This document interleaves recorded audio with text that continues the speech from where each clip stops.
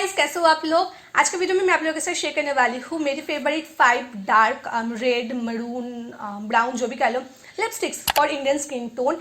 And ये वाले जो लिप शेड्स है ना, ये मेरी डस्की स्किन ब्यूटीज भी वेयर कर सकते हो। ट्रस्ट में बहुत अच्छी दिखेगी।